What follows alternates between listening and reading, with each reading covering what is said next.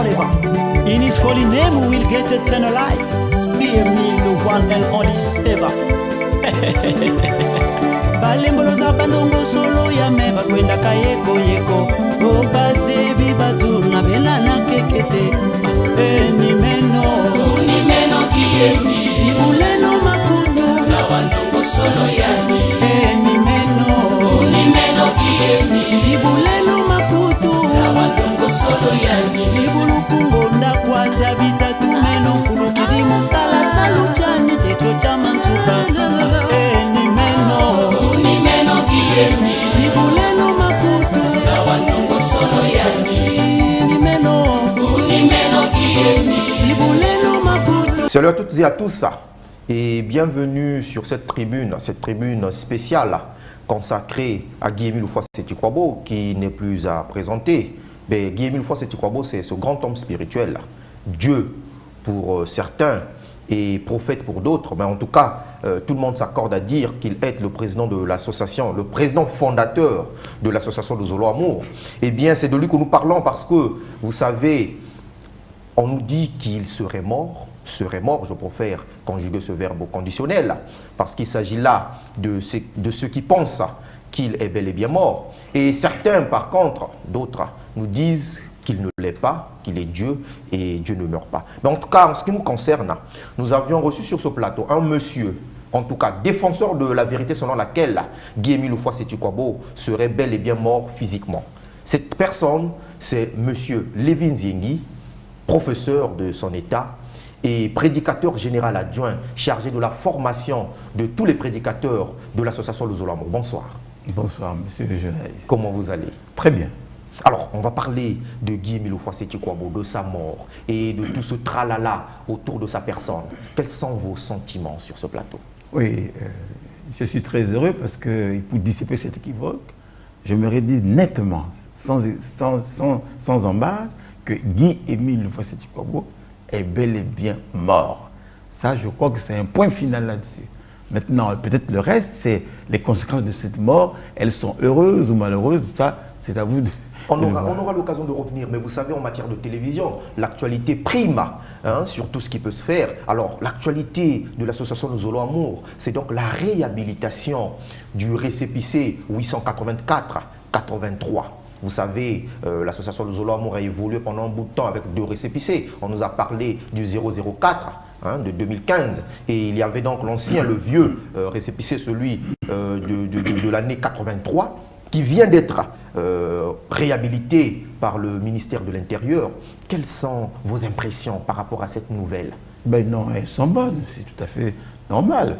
Il faut qu'on respecte ce que le président fondateur avait dit. Donc je crois que cette réhabilitation est tout à fait normale. Et donc, quand on parle de récépissé 880, quelle est la particularité de ce récépissé? Pourquoi vous avez donc rejeté le tout nouveau récépissé, le 004, pour donc préférer s'accrocher à la vieillesse? Passez-moi le terme. D'abord parce que c'est conforme à la volonté du président fondateur. Secondement, il n'est pas autorisé à quiconque de modifier cela.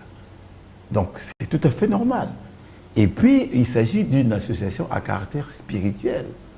Donc, en raison de tout cela, moi, je pense qu'il va falloir respecter les directives ou bien, disons, les idées même du président fondateur qui voulait que son association reste une association à caractère spirituel. Mais donc, on nous dit, parce que je suis quand même journaliste, comprenez que j'ai le devoir d'aller vers l'information, j'ai le devoir de me cultiver, c'est un devoir sacro-saint, comme j'aime à le dire.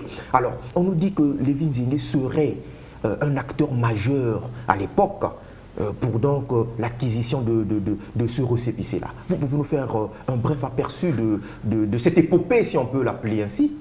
Oui, merci, monsieur le journaliste, mais vous êtes bien renseigné, hein. En tout cas, l'association de Zolo, au départ, c'était d'abord un ensemble traditionnel.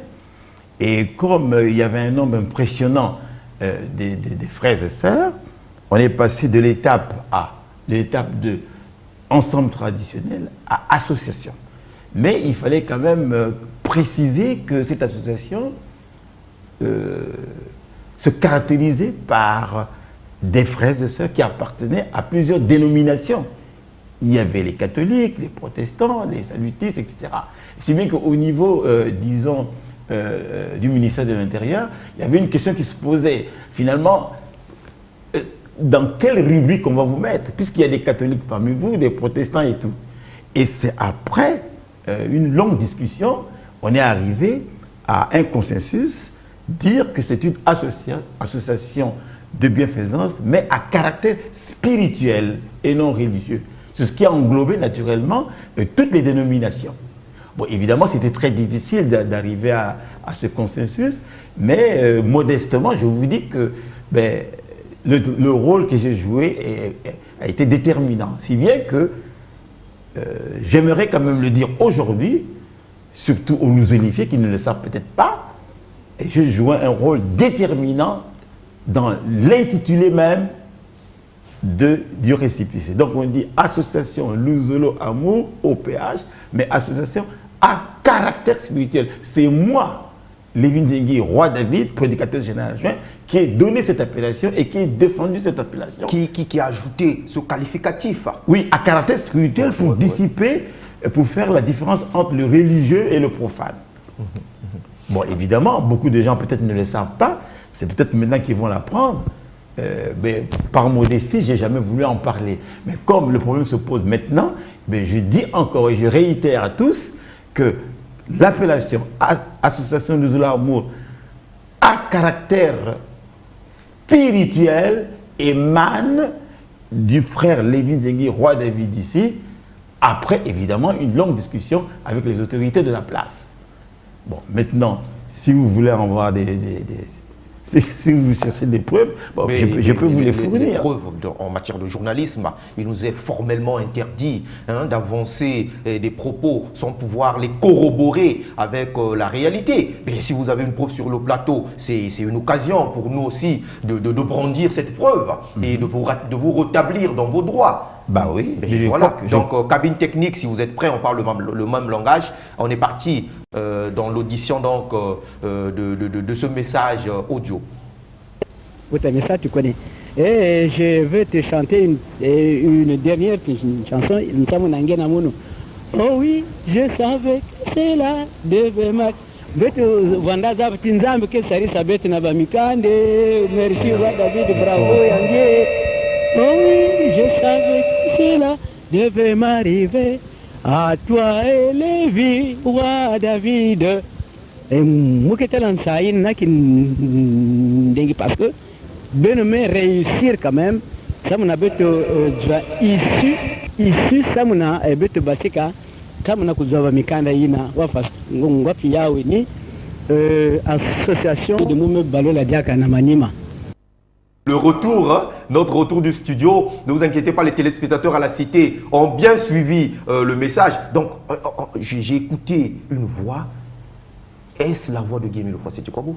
Oui, c'est la voix de Guy Emile Ofoa Seti-Kouabou. Et comme il est musicien, pour exprimer justement sa joie, sa gratitude, il s'est mis à chanter, évidemment, pour me remercier. Oh oui, je savais, mon roi David, etc. Oui. Mais non, monsieur Lévin Zengui, quelles sont les exigences de ce récépissé? Parce que le récépissé ne tombe pas du ciel, ce sont les textes qui font le récépissé. Sinon, le récépissé, c'est l'aboutissement d'une longue procédure. Cette procédure, parmi les tralala, sinon les exigences de la procédure, il y a les textes, ce qu'on appelle les textes fondamentaux. Donc, les statuts, règlement intérieur, le procès verbal, machin. Mais quelles sont les exigences de ce récépissé? Donc, je fais l'allusion aux statuts et au règlement intérieur. Bien, je crois que c'est assez vaste comme... mais j'aimerais peut-être parler d'une décision ou bien d'une information selon laquelle le président fondateur de l'association Lusolo Amour OPH est le seul organe de décision. Ça c'est écrit noir sur blanc dans votre règlement intérieur. Noir sur blanc. Ça veut dire quoi exactement? Ça veut dire qu'en dehors de lui, personne n'a le droit de prendre des décisions. Mais on voit des frères et sœurs responsables, quoique d'une portion de pouvoir au sein de l'association, prendre des décisions, démettre les gens et nommer à des fonctions. Pourtant, vous nous dites que le 883, le 884-83 nous dit, sinon nous recommande, nous exige, nous oblige à laisser ce domaine de compétence au président fondateur exclusivement. Exclusivement, oui, exclusivement. Mais que penser donc de ces frères qui se mettent à nommer, je ne sais pas. Ben, tout de suite, d'abord, ils sont désobéissants. Ensuite, ils foulent aux pieds les directives du président fondateur. Donc, ils ne sont pas conformes, justement, à l'esprit même de l'association. Donc, pour moi, en tant que prédicateur général adjoint, il va falloir remettre ces frères-là à l'ordre et surtout montrer au peuple de Dieu qu'il ne doit pas se laisser tromper par ces gens de responsables. Il faudrait que chaque lousolifié ait une connaissance approfondie du règlement intérieur du statut.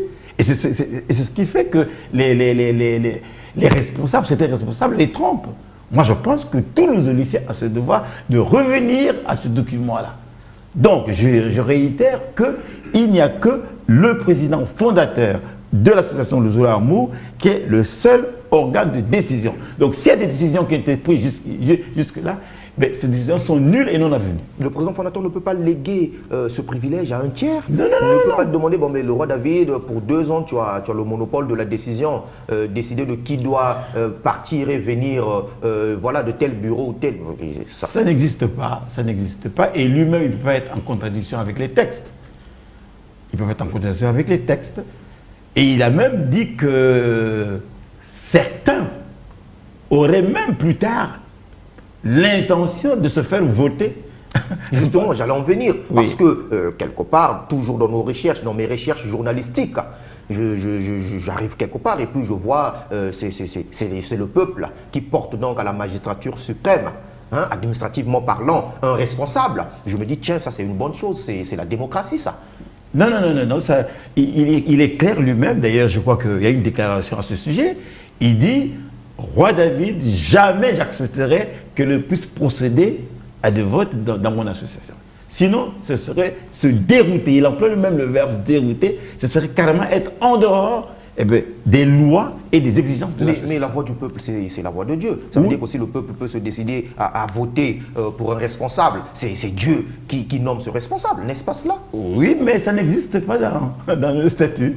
Donc il faut Ça peut quand même écouter cet extrait, là où le maître jette donc, sinon pose un interdit dans ce sens-là. La cabine technique, parlons le même langage à vous. Selon la loi, il y a au PH, si le grand maître Kédiakové, il n'y aura plus les premiers présents, les ceci. Non, enfin. Parce que comment on appelle ça, le président fondateur n'est plus. Et après lui, il n'y en aura plus un successeur. Na note circulaire. Betu sala ya nginge mu penser mutu sala ngeke baka ba mamu nyosina betu tula kuna ngeke sala. Et il y a que Wanda Viti, Munu te faisait et bateau voter, si bas voter, il n'y a même comme Kwandi, Maman Yaïsi, Mou pensez qu'il n'y a ni facile, il y a que dérouter. Si bas c'est la facile, il n'y a pas que dérouter, et n'a que dérouter, il y a Muntu, Kilumu, il y a que Kuma, il y a que répondre selon, Maman Baumes Sala. Le président fondateur dit quoi exactement? Non, il dit clairement qu'on n'a pas le droit de procéder à le vote dans son association. Et monsieur le journaliste, je voudrais encore revenir là-dessus, que c'est bien moi, et vous l'avez entendu, qui suis l'auteur, je peux dire, de ce travail-là. Hein? Parce que s'il s'est mis à chanter, à me remercier, c'est parce qu'il a bien suivi tout le travail que j'ai fait par rapport à ça. Donc, sans trop insister, je veux vous dire que tous ceux-là qui désobéissent justement au règlement intérieur ou bien aux directives du président fondateur, ils ont affaire à moi directement. Parce que c'est quand même moi qui écris. Et si nous avons l'appellation Association Louzoulou à caractère spirituel, ça vient de moi. Et lui-même, Guy-Émile Loufoua Seti Kwabo, est d'accord avec cela. Donc, puisqu'il est le président fondateur, il est forcément le chef suprême. Donc, toutes les structures lui sont soumises et par conséquent, s'il oriente, s'il coordonne, s'il contrôle toutes les actions, on doit obéir à ses directives. Voilà pourquoi j'insiste sur le fait qu'on n'a pas le droit de procéder à des votes parce qu'on désobéit carrément à l'esprit même du statut. Mais, Monsieur Roy David, du vivant du président fondateur, on a quand même vu les sections d'arrondissement élire leur président. Émile parlait encore, il envoyait les cassettes. C'est un vote. Oui, mais ça c'est au niveau des sections d'arrondissement. Et le maître de son vivant, il avait permis cela. Mais en ce qui concerne les nominations à haute échelle, il n'y a que lui seul qui peut le faire. Donc il n'y a pas d'équivoque là-dessus. Alors je m'amusais tout à l'heure à parcourir votre règlement intérieur. Je suis tombé sur cet article-là, hein, l'article 26, qui dit, je vais me permettre de le lire, titre 5 des attributions, article 26, du président fondateur. Le président fondateur de l'association Luzolo Amour au PH est le chef suprême. Toutes les structures lui sont soumises. Il décide, oriente, coordonne et contrôle toutes les actions tant du point de vue spirituel qu'administratif et financier. Le pouvoir de décision, de nomination et de démission lui incombe personnellement. Et ça me rappelle un certain 17 mai 2016, où j'ai suivi un responsable rappeler un autre responsable classé plus haut que lui hiérarchiquement dans l'association en lui disant que le pouvoir de nomination et de destitution incombait exclusivement au président fondateur, que ce responsable, je me permets de citer son titre, que le délégué permanent n'avait pas le droit, peu importe sa qualité de délégué permanent, de prendre une note pour destituer un frère de son poste, que ce pouvoir revenait exclusivement au président fondateur. Bon, on sait que les hommes changent. Peut-être que les textes aussi au niveau de l'association Luzolo Amour changent, puisqu'aujourd'hui on retrouve les donneurs de leçons d'autrefois devenir eux-mêmes maîtres dans l'art donc de radier les autres. Peut-être que les textes ont changé, que le roi David n'en a pas information. Non, les textes n'ont pas changé. Et ce que vous venez de rappeler là est tout à fait conforme. Donc ça n'a jamais changé. Donc on sent très bien que lorsque ça l'arrange, à ce moment-là, il écoute ce que l'on dit, mais lorsque ça ne l'arrange pas, il foule au pied les règlements et tout. Mais donc, parlons de la mort de Guy-Émile Houphouët-Boigny. Ce sujet qui fait couler beaucoup d'encre, beaucoup de salive. Il y a tellement à manger, à boire autour de ce sujet que nous ne saurions en une émission éplucher tout ce qu'il y a à dire hein, autour de cette thématique. Guy-Émile Houphouët-Boigny est-il réellement mort? Oui, il est réellement mort. Ça, on le sait. Évidemment, les mauvaises langues s'arrangent à dire non, mais il est vivant, on l'a vu ailleurs, on l'a vu. Non. Il y a bien une cassette, une déclaration formelle qui précise qu'il est appelé à mourir et il a même donné des directives lorsque ce moment pourrait arriver. Voilà pourquoi j'aimerais être bref. On le sait, les responsables le savent, mais ils font la sourde oreille. Et alors à ce moment-là, pour essayer de mettre en exergue leurs intérêts, mais ils créent des situations tout à fait étonnantes, des situations burlesques. On se demande comment on peut avoir un tel génie pour mentir à ce point. Voilà, on a vu Guy-Émile Houphouët-Boigny là-bas, il a dit ceci, alors que c'est moi qui ai écrit sa vie. C'est bien à moi, Lévy Ndiaye, qu'il a expliqué toute sa biographie et il a bien précisé qu'il est appelé à mourir. Il a expliqué dans un rêve, une lettre manuscrite. Toujours sur cassette, parce qu'il savait très bien qu'avec le temps, on me demanderait des preuves. Vous avez cette preuve naturellement, monsieur le journaliste, la preuve est là, si on peut l'écouter. Bien sûr, cabine technique. Très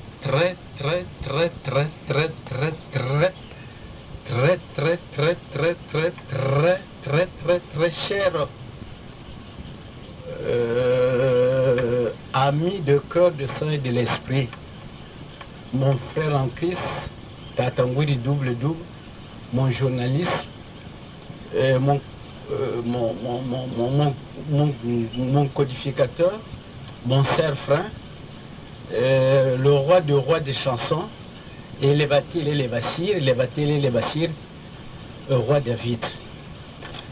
Mbote mingi nange, et Boubaké mercredi le 29 novembre 1989. Il est 12h, je crois, 20 minutes. Il y a tango. Félicite la mounou. Et les 3 brochures. Mais avant tout, il y a zone plus largement que zone de Mingi. Zone de Mingi, ça m'a démontré que que veut monter, il y a monte, moi, mais il y a que monte, il y a babante, évidemment. Pourquoi l'organisation, il y a pour que celle qui bat la moune, comme ça, babante, vendre avec d'autres. Parce que, les maisons, on a un pointe noire, non?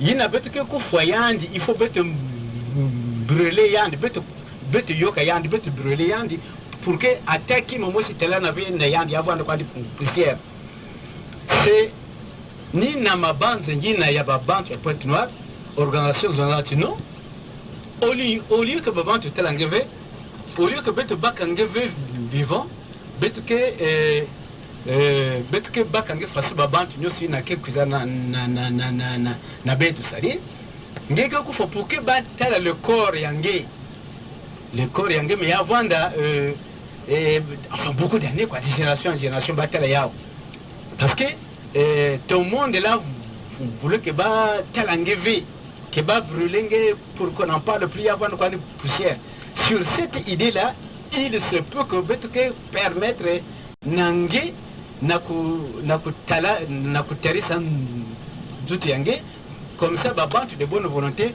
et conformaliser nzutu yangé et que tous les gens en place avec comme ça babante ntango ni ntango yina bake voir na besoin pour talangé bake plus talangé. Je pense que les paroles de Guy Émile Houphouët Boigny sont claires, nettes, limpides. Très claires. Revenez sur ce que Guy Émile Houphouët Boigny venait de dire tout à l'heure, s'il vous plaît. Voilà, en principe, vous savez, il faut d'abord qu'on puisse parler de Pointe Noire. Parce qu'après tout, son ministère a commencé pratiquement à Pointe Noire. Et il est venu apporter la bonne parole, la parole de vie à ses frères. Bon, mais ces derniers ne le comprenaient pas et ils pensaient que c'était un magicien et il pouvait déléguer son pouvoir comme ça d'une manière tout à fait fantaisiste. Et il leur a fait comprendre que ce n'était pas possible, que c'était une mission qui était la sienne particulière. Bon. Et alors ils se sont dit, dans ces conditions, il faut qu'on le tue. Et à ce moment-là, ils ont dit, pour lui montrer que nous sommes assez forts, on va le tuer, c'est vrai, mais on va même le brûler, de telle manière qu'il disparaisse, qu'on ne le voit plus, qu'on n'en parle plus. C'est à ce moment-là que l'OPH va dire non, mais dans ces conditions, on va montrer aux humains qu'il y a un Dieu. Et il a dit, dans ces conditions, il faut que toi tu meurs, qu'on voit ton corps, de telle manière que tes ennemis viennent eux aussi constater cette réalité. Il faut que tu meurs, que tu passes par la mort physique, pour qu'ils comprennent très bien que tu as deux façons de quitter ce monde en fait. Tu pouvais quitter ce monde sans passer par la mort, mais il faut que tu passes par la mort afin de réaliser l'objectif de l'OPH. C'est très important ça. Et au moment où je vous parle, monsieur le journaliste, c'est cette deuxième possibilité qui a été arrêtée finalement, puisqu'il est bien mort. Donc, effectivement, quand on va à Kiboussi, ceux qui veulent vraiment constater cette réalité, ils peuvent voir le corps de Guy Émile Houphouët Boigny. Monsieur le vice-négé, oui. Guy Émile est Dieu. Oui, il est Dieu. Vous êtes sûr que les gens de Lozolo croient en la divinité de Guy Émile Houphouët Boigny? Je ne peux peut-être pas dire qu'ils croient ou qu'ils ne croient pas, mais parce que c'est un problème de foi. Mais puisqu'on voit des gens remplir là où Lozolo prie, c'est toujours un monde fou autour de voilà. On se dit qu'ils croient quand même en la divinité de Guy Émile. Je pense que ce n'est pas une foi factice. Celui qui vient de parler, c'est qui? La voix que nous venons d'écouter. C'est Guy Émile Houphouët Boigny lui-même. Mais si Guy Émile Houphouët Boigny, qui est considéré comme Dieu et qui est Dieu, dit qu'il va mourir, pourquoi ses fidèles ne peuvent pas croire à cela? Je pense qu'ils croient, mais comme ils ont des intérêts matériels, vous comprenez? Puisque de son vivant, il dit, je vis, c'est vrai, mais après moi, on ne doit plus payer les sacrifices, on ne peut plus prêter serment et tant de choses. Mais les conducteurs, je dirais, permettez-moi le terme, conducteurs, je dirais, véreux de l'association du Zolo ne veulent pas accepter cela parce que une fois la mort démontrée, on ne peut plus payer les sacrifices. Vous êtes sûr de ce que vous avancez? Mais bien sûr. De connaissance, les sacrifices, c'est une loi perpétuelle. Et ce qui est perpétuel, c'est ce qui ne peut pas s'arrêter. Oui. Mais vous nous dites là, c'est peut-être une pause ou c'est carrément un arrêt. Guy-Émile, plus sur cette terre, on arrête les sacrifices. C'est gravissime ce que vous avancez. Bon, et je peux expliquer perpétuel, mais si on a un peu le temps, effectivement, quand vous lisez le livre de Lévitique, on en parle. On dit que c'est une loi perpétuelle. Mais c'est quand même moi qui ai écrit, ben là évidemment on n'a pas le temps de vérifier, la loi des sacrifices est-elle une loi ancienne ou nouvelle? C'est moi qui ai écrit. C'est un livre? Oui, c'est un livre. Le grand maître en a parlé. Ben, malheureusement, on peut peut-être pas vous le préciser, je ne sais pas si la cabine, mais c'est précisé, on peut le voir. On peut trouver ça. Comme ça, j'expliquerai bien pourquoi. Mais puisqu'on n'a pas le temps, voilà. On n'a pas le temps, vous nous dites que si le maître n'est plus, les sacrifices vont s'arrêter. Prouver la véracité de ces propos. Ben oui, mais on peut écouter. Cabine technique, faites-nous écouter cet extrait. Mon question est, mon ami, que bien que homme, je dis bien, mais et après ici, c'est-à-dire si nous avons katala munu awa na ici aïe, mais moi que kwenda vraiment kululu, mon esprit sera parmi les élus de Dieu, c'est-à-dire les membres de l'OPH. Voilà pourquoi l'OPH avait dit, après toi, il n'y en aura plus personne qui ne se bat le membre.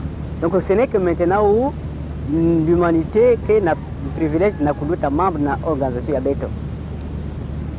Après ici, si M. Amounou Manissa, mais en esprit, je serai avec chacun d'entre vous. Il y a un mot qui est de la et même moi, je suis mais parce que on entend Guy-Émile dire qu'après lui, plus de sacrifice des membres. Carrément. Guy-Émile est mort en 2008. Oui.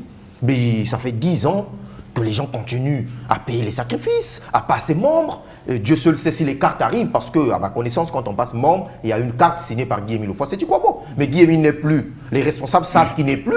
Mais ils continuent à faire payer les sacrifices de purification, les sacrifices de membres, et les je ne sais pas quoi, à leurs, j'aimerais les appeler disciples, mais ce n'est pas disciples, à leurs adhérents. Mais pourquoi cela? C'est clair comme le c'est de l'escroquerie. Et c'est un péché gravissime. Parce qu'il est le seul médiateur. Et la loi des sacrifices est une loi sacrée. Bon. Ces responsables le savent. Ils continuent de demander aux frères et sœurs de payer les sacrifices. J'ai même appris que, enfin j'ai appris, mais je n'ai pas de preuves, mais il paraît qu'il y a eu une tournée là qui se passe quelque part vers Kibossi, et on demande aux adhérents de payer les sacrifices, jusqu'à maintenant. Peut-être que le sacrificateur a délégué par procuration son pouvoir de sacrificateur à un tiers. Mais c'est tout à fait le contraire, puisqu'il dit, après moi, on ne peut plus payer les sacrifices. Et puis je voulais attirer votre attention, monsieur le journaliste, sur un détail important. Il dit bien, si je ne suis plus, on ne peut plus payer les sacrifices, on ne peut plus passer membre. Bon. Et il ajoute, c'est seulement maintenant, autrement dit, de mon vivant, que l'humanité peut profiter de ce privilège-là. Il le disait. Mais donc c'est clair que après lui, cette loi ne peut plus exister parce que c'est une mission tout à fait spécifique. C'est un sacerdoce intransmissible. Cher roi David, les péchés, l'humain pêche au jour le jour. Or, à ce que je sache, les sacrifices de purification, c'est pour purifier le pécheur. Voilà. Bon, maintenant, si Guy-Émile n'est plus, le sacrificateur n'est plus, ce n'est que normal qu'on arrête le sacrifice, parce que quand le sacrificateur n'est plus, je ne vois pas qui va se faire sacrificateur, soit par procuration, soit par délégation ou par héritage. Le sacrificateur n'est plus. Les péchés, comment ces péchés-là vont donc être purifiés? Bien, je vais être bref. Et si vous voulez, on pourra trouver un temps pour parce que c'est une question très très importante. Je vais seulement vous dire que quand vous lisez les Écritures, on nous parle de la guérison d'un lépreux par Jésus. Bon, vous savez que la lèpre est une maladie contagieuse, etc. À l'époque, c'était plus que le sida. Voilà. Et on ne pouvait pas approcher un lépreux, et le lépreux ne pouvait même pas toucher quelqu'un. Mais quand vous lisez justement Matthieu, par exemple en Matthieu 8, on nous dit un lépreux va s'approcher du Christ. Ce qui est étonnant. Et le Christ le touche seulement, le touche. Et automatiquement, la lèpre disparaît. Alors, je dis simplement ceci. Quand on envoie les sacrifices à l'OPH, Guy-Émile Loufossé-Tukwabo tient simplement l'enveloppe où se trouvent les sacrifices. Voyez la relation, parce que je ne veux pas étendre ça parce que c'est profond. Allez-y, voyez la relation relation vélocitaire s'il vous plaît, parce qu'on n'a pas assez de temps. L'acte qui consiste à se saisir de l'enveloppe que nous nous envoyons et l'acte de Jésus qui touche le lépreux. Et qu'est-ce qu'on dit? Dès qu'il le touche, la maladie disparaît. Quand Guy-Émile se saisit de notre enveloppe, il prononce une parole que je vous expliquerai dans l'après-mille, et c'est cette parole qui agit, qui fait qu'il y a le miracle qui se produit. Or, en fait, quand Jésus a dit, quand Jésus a touché le lépreux, il ne s'est pas tué, lui aussi il a prononcé une parole et dit « Je le veux, sois guéri. Je le veux, sois guéri. » Et résultat, on dit instantanément, la lèpre a disparu. Mais ça ne s'est pas arrêté là. Le Christ va lui dire, maintenant que tu es guéri, n'en parle à personne. Or là, actuellement, eh bien, les sacrifices, ça fait l'objet d'une publicité tapageuse. On a même souillé justement eh bien, cette vérité divine. Le Christ dit, n'en parle à personne. Et Papa Émile, de son vivant, disait toujours que les sacrifices ne doivent pas être l'objet d'une publicité. Mais j'apprends qu'il y a des présidents des sections partout, ils parlent de il faut payer les sacrifices. Toute une propagande. 2. Et Jésus dit, maintenant que tu es guéri, n'en parle à personne, va te présenter au sacrificateur pour que tu respectes la loi de Moïse. Voilà, monsieur le journaliste, la clé de cela. C'est-à-dire que au temps de Jésus, il était rarissime qu'un lépreux soit guéri. Donc c'est le Christ lui-même qui est venu, qui a montré à tous qu'il avait un pouvoir divin. Donc ça veut dire que dans l'esprit de l'OPH, il voulait tout simplement dire que jusqu'ici, vous ne connaissiez pas cette loi, et c'est l'OPH qui est l'organisation qui a introduit cette loi des sacrifices dans le monde. Donc, Émile n'étant plus là, on ne peut plus payer les sacrifices, comme le Christ, quand il a guéri le lépreux. D'ailleurs, vous allez voir qu'il a guéri beaucoup de malades. Mais il n'a jamais dit à ces malades, bon, tu es démoniaque, va se présenter sur le sacrificateur. Parce qu'en fait, il ne guérissait pas la lèpre en tant que maladie, mais il guérissait le péché. Mais ça veut dire qu'aucun frère, aucun responsable d'association de Zolo peut s'attribuer cette responsabilité, puisqu'on guérit le péché. On ne peut guérir le péché que celui qui est Dieu. Mais comment faire maintenant? Les pécheurs, que doivent-ils faire pour se faire pardonner? Alors je dis ceci, que ça c'est une vérité que je dirais dans l'après-Émile. Ça, je peux vous dire, monsieur le journaliste, vous nous laissez voilà, sur notre fin. Oui, parce qu'il faut qu'on explique ça très bien. Parce que, effectivement, n'est-ce pas un manque d'arguments sur ce plateau? Vous voulez simplement éviter la question? Non, écoutez, moi j'ai l'après-Émile. Parce que, bon, moi je me mets à la place des frères et sœurs. Dites-nous, concrètement, oui, vous nous parlez d'intérêt. Revenez sur cela. Voilà. Parce que vous avez voulu qu'on intitule le thème d'aujourd'hui, la mémoire de Guy-Émile Loufossé-Tukwabo, salie à cause des intérêts. Voilà. Donc les sacrifices déjà qu'on détourne, ça c'est une source d'économie, d'argent. Et voilà des responsables qui roulent carrosse ici. Hein? Je ne sais pas où ils trouvent cet argent. Alors ils oublient que là c'est de l'argent volé, mais ils auront des comptes à rendre à Dieu. Bon. Ensuite, il faut comprendre aussi que les dîmes aussi, c'est pas pour construire les écoles et tout. Les dîmes, on les envoie à l'OPH. Bon, évidemment, le maître va en parler, peut-être les gens ne le savent pas, ils prennent aussi les dîmes. Alors imaginez depuis 2008 jusqu'à 2018, le nombre impressionnant des frères qui paient les sacrifices de purification de membres et de membres confirmés. Mais c'est une source de revenus. J'ai vu un responsable changer le circuit de ses courriers, demander à son peuple de donner le courrier à une autre sœur. Est-ce parce que ce responsable sait qu'Émile n'est plus, bien qu'il sûr. doit peut-être faire enrichir cette sœur ou aider cette sœur-là à amasser de l'argent? Surtout que les rumeurs de Pointe-Noire nous content l'histoire selon laquelle cette dernière devient maintenant comment on les appelle, un BT. Hein, c'est-à-dire bien traité dans une maison avec les caméscopes, avec la vidéosurveillance, avec des voitures certainement. Est-ce une preuve que Guy-Émile physiquement n'est plus les agissements d'un tel responsable? Mais oui, monsieur le journaliste, mais demandez à cette sœur ou je ne sais pas, à ceux qui orientent cette affaire-là. Mais ils n'ont jamais reçu. Ils n'ont jamais reçu de Guy-Émile Houphouët-Boigny la carte qui dit que le porteur de cette carte est membre de l'OPH, membre confirmé. Il a toujours fait. Donc c'est la preuve que cet argent ne va jamais à l'OPH. On a vu un autre responsable s'attribuer ce titre, être dorénavant signataire des cartes de membres et membres confirmés. Et la veille, c'était la veille, le lendemain, on a vu le même monsieur revenir sur sa décision. Est-ce les manifestations, donc une manifestation peut-être de cette vérité selon laquelle Guy-Émile serait mort physiquement? Voilà pourquoi les gens s'approprient des titres comme ça là, pêle-mêle à la queue leu. Oui, c'est pour endormir le peuple. Vous voyez, parce que si aujourd'hui on démontre que Guy-Émile Houphouët-Boigny, enfin, pas on démontre, on confirme que Guy-Émile est bien mort. Mais finalement, il n'y aura plus un délégué permanent. Il n'y en aura plus, puisque le délégué permanent, il n'est là que pour représenter le Guy-Émile Houphouët-Boigny en tant que président fondateur et non en tant que grand maître. Donc ça veut dire que s'il n'est plus là, il n'y a plus de délégué permanent. Et s'il n'est plus là, il n'y a plus de sacrifice. Il n'y a plus de sacrifice. Ça veut dire que tout ce qui paie les sacrifices aujourd'hui se font arnaquer. Bien sûr. Mais pourtant, ils ont des résultats. Mais non, vous savez que Dieu est patient.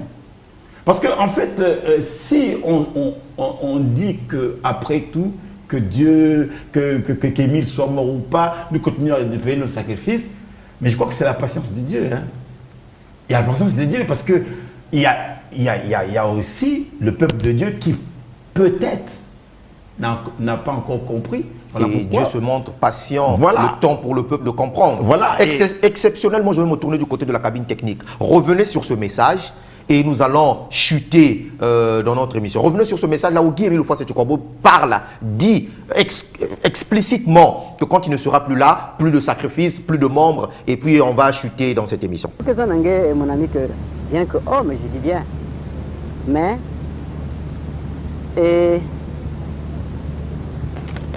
et après ici, c'est-à-dire, si nous avons fait le monde ici, mais moi que mon esprit sera parmi les élus de Dieu, c'est-à-dire les membres de l'OPH. Voilà pourquoi l'OPH avait dit, après toi, il n'y en aura plus personne qui ne se bat le membre. Donc ce n'est que maintenant où l'humanité qui a le privilège de membre de l'organisation. Après ici, si M. Amounou Manissa, mais en esprit, je serai avec chacun d'entre vous.